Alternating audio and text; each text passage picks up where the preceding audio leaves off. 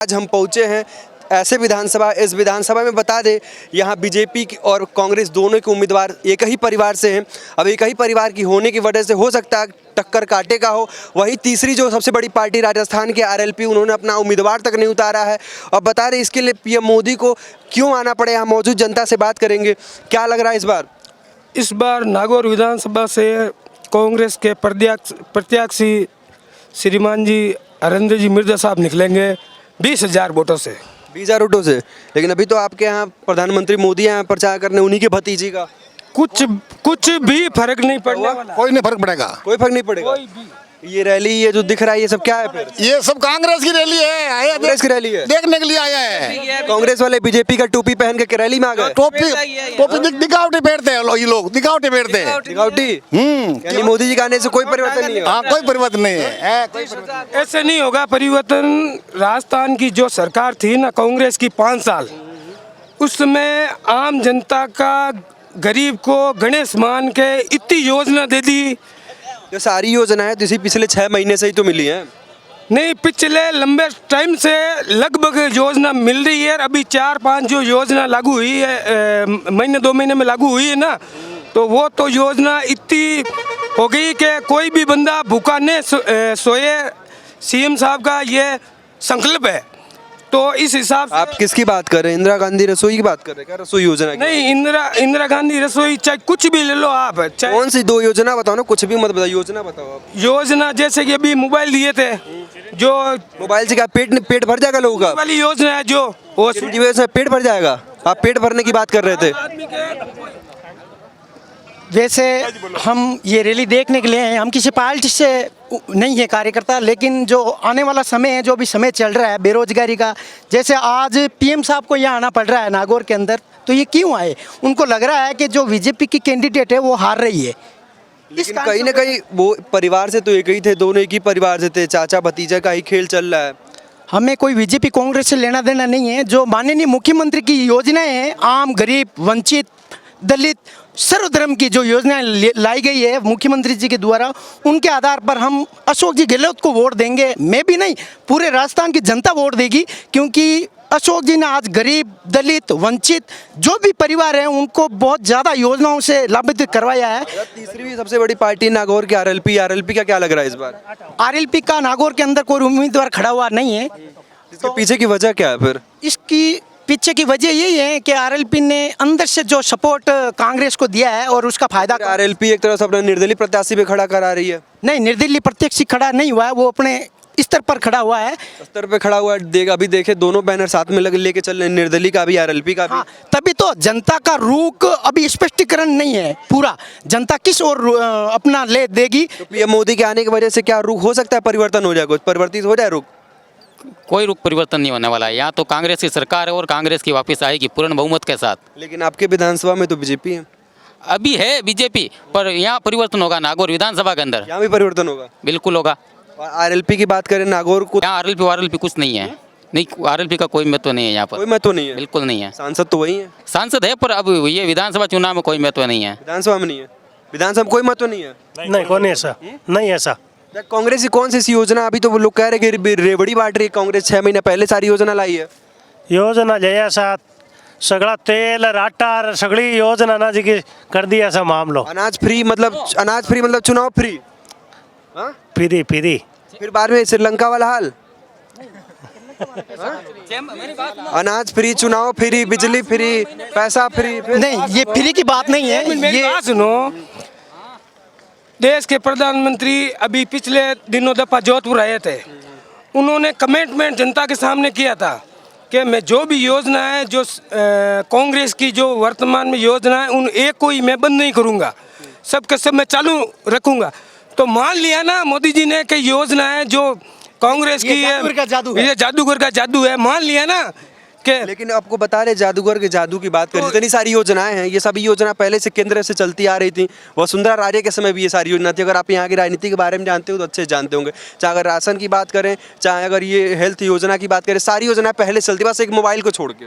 नहीं, पहले सबसे शुरुआत में यहाँ कांग्रेस का जब राज आया था ना, सबसे पहले सीएम अशोक गहलोत साहब ने ही चालू की थी। कौन सी योजना? ये जो अपने मुफ्त में जो इलाज वाला और मुफ्त मुफ्त इलाज केंद्र से पहले चालू किया गया था, बाद में वसुंधरा राजे चालू की थी। वसुंधरा राजे के जाने के बाद 5 से 25 किया गया। केंद्र के 5 से 25 है। सीएम अशोक गहलोत कांग्रेस का राज बनने के बाद में ही पैकेज बढ़ा ना भाई, पैकेज बाद में बढ़ा ना। अब तो ये पोजीशन हो गई कि कांग्रेस का घोषणा पत्र है कि 2 रुपए में तो गोबर खरीद लेंगे। ये सबसे बड़ी बात है, जो कि हमारा पशु वगैरह सब घूम रहे हैं ना। आप नागौर की बात कर रहे हैं, नागौर के विकास में ऐसा कौन सा बड़ा कार्य किया है कांग्रेस ने? नागौर में सबसे ज्यादा कहीं विकास हुआ है। नहीं, कार्य यहाँ के, ये यहाँ का कार्य बताइए जो नागौर में विकास हुआ हो। नागौर में विकास तो यहाँ के जो मोहन राम जी चौधरी थे वो बीजेपी से थे। उसके उपरांत ही जो उनके सामने कांग्रेस के प्रत्याशी हबीबुर रहमान जी थे वो हार गए, कुछ किन कारणों से वोटों से हार गए।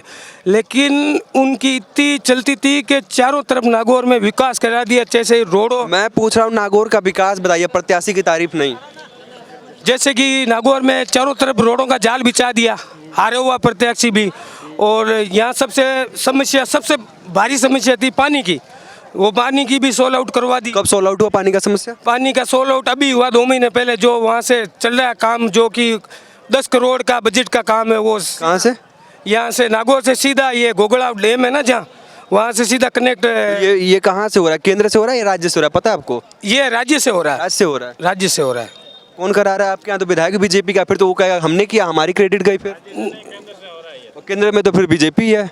मतलब है नागौर में इतना हबीबुर रहमान हारे हुए प्रत्याशी ने इतना काम करवा दिया। हारा हुआ प्रत्याशी कैसे काम करा सकता है? अगर राज्य से बात करें तो उनकी डिजाइन क्या कह रहे हैं आप क्या कह रहे हैं? हनुमान बेनीवाल ने करवाई है, जो रोडों का काम चल रहा है ना, ये हनुमान बेनीवाल ने करवाया है। ये कह रहे हैं हनुमान बेनीवाल को अस्तित्व तो नहीं है ना यहाँ नागौर में? नागौर में ऐसे तो पहले भी पड़े थे ना, यहाँ तो MP MLA पहले भी बने थे ना। हबीब रहमान पहले नहीं बने थे क्या MP? आप कह रहे हैं हबीबुर रहमान कराए हैं, अब कह रहे हैं कि नहीं, तो हबीबुर रहमान ये MP कोटे से हुआ। क्या करें? हनुमान बेनीवाल एक ऐसा नेता है नागौर में, राजस्थान पूरे में हनुमान बेनीवाल जैसा नेता नहीं मिलेगा आपको कहीं। लेकिन हनुमान बेनीवाल की आप बात करते हैं, विधानसभा का चुनाव, हनुमान बेनीवाल को क्या ऐसा हो गया कि अपने भाई को हटा के खुद आगे चुनाव लड़ना पड़ा? पहले भी वो परिवार से चुनाव नहीं लड़ाना चाहता था किसी को, तो लड़ाएंगे फिर क्यों? सीट बचाने वो अपना क्षेत्र था ना, क्यों सर? उन्होंने बोले सब क्यों सर, वो जनता ने किया। फिर ऐसे तो फिर मान लीजिए अभी फिर सांसद का चुनाव होगा, फिर छोड़ना पड़ जाएगा। छोड़ना पड़ जाएगा, छोड़ेंगे। फिर ऐसे ही चलता रहेगा बार बार। नहीं तो रोज नहीं लड़ाएंगे ना, अपने परिवार को चुनाव नहीं लड़ाएंगे। किसको लड़ाएंगे फिर? दूसरा कोई है ना, और भी है ना। को अभी लड़ा देते जब विकास कार्य किए ही हैं। यहाँ नहीं लड़ाना था, क्यों? यही तो पूछ। परिवार से चुनाव नहीं लड़ाना चाहते हैं वो हनुमान। दूसरे किसी की बात कर रहे हैं, दूसरे कुछ लड़ा। आ जाएंगे कोई नहीं पार्टी में, तो आप भी कोई 1-2 आदमी थोड़ा। आप बीजेपी का झंडा लगाए हुए हैं, आए देखने, क्या लग रहा है इस बार मोदी जी का आने से कोई परिवर्तन होगा? होगा क्या परिवर्तन होगा? हमारे तो है अरे आपका नहीं, आप जो चुनाव है, चुनाव में क्या परिवर्तन होगा? बहुत तेज है, बहुत तेज चल रहा है बीजेपी का। ऐसा तो नहीं, बस झंडा फ्री में लेके आ गए फिर। फेरी में कहाँ लेके आए? हनुमान फेरी में दिल से बीजेपी, दिल से, हाँ दिल से बीजेपी। दम लगा के बोलो ना, फिर क्या है?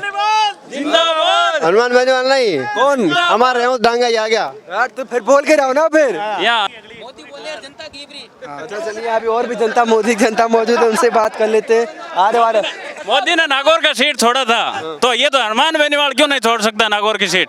नागौर की सीट, लेकिन हनुमान बेनीवाल की आप बात कर रहे हैं। अभी इस विधानसभा चुनाव में 2 चीज समझ में आया है। एक तो अपने इस विधानसभा का नागौर में सीट छोड़ दी है, दूसरा अपने भाई को हटा दिए, फिर इतना बड़ा समीकरण क्यों हो गया फिर? अरे तो आप भी देख लो ना, नागौर में MP की सीट छोड़ी थी, बाड़मेर में हनुमान बेनीवाल बोला उसको टिकट मिला था, तो फिर बड़े नेताओं के ऊपर कमेंटमेंट हो जाती है। तो जनता किसकी तरफ चाहती है? अगर हनुमान बेनीवाल है, किसकी तरफ जाए? जनता हनुमान बेनीवाल बता देगा किसकी तरफ जाना है। जनता क्या चाहती है? हनुमान बेनीवाल। अगर हनुमान बेनीवाल आते हैं तो फिर किसके तरफ जाए? क्या लगता है आप लोग, क्या किधर जाना चाहिए?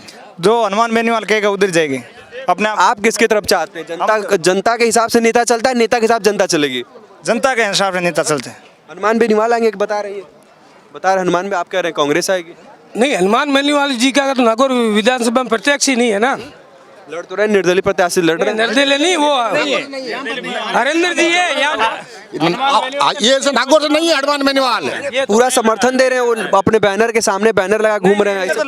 बैनर से बैनर ऐसे कोई लगा घूम जाएगा क्या? तो उनके भाई अलग अलग पार्टी के अलग अलग एक बड़े कार्यकर्ता कह रहे हैं, कोई अगर निर्दलीय लड़ रहा है तो PM मोदी का चेहरा लगा थोड़ी लड़ सकता है। नहीं, वो तो जनता तय करेगी ना। तो फिर उनका चेहरा लगा कैसे कोई लड़ सकता है इस विधान? नहीं, कौन? उनके पास उन अभी अपना RLP का अभी अपना वो चिन्ह लेके घूम रहा है, नेता का कोई चुनाव चिन्ह नहीं लेके घूम रहा है। अपना चिन्ह लेके मतलब हम समझे नहीं क्या। उनका चुनाव चिन्ह टायर है, वो अभी चुनाव चिन्ह टायर लेके घूम रहा है। लेकिन साथ में फोटो उनका नहीं है, पहले की थी। हनुमान बेनीवाल साथ है, तुमको आगे बताना चाहिए। पोस्ट की हुई है उसकी, पहले से कोई हटा दे थोड़ा ही उसको। पहले तो ये डांगा भी लड़ रहे हैं ना चुनाव भी, इनकी पोस्टें भी बहुत की हुई है आरएलपी की। तो आपके यहाँ भी, यहाँ जिस विधानसभा हम खड़े हैं, यहाँ से तो एक ही परिवार के दो लोग लड़ रहे हैं। हरेंद्र जी जीतेंगे नागौर में, नागौर नहीं जीतेंगे। हरेंद्र मिर्दा मतलब आरएलपी और कांग्रेस मिक्सअप चल रहा है। मिक्सअप चल रहा है। मिक्स चलेगा।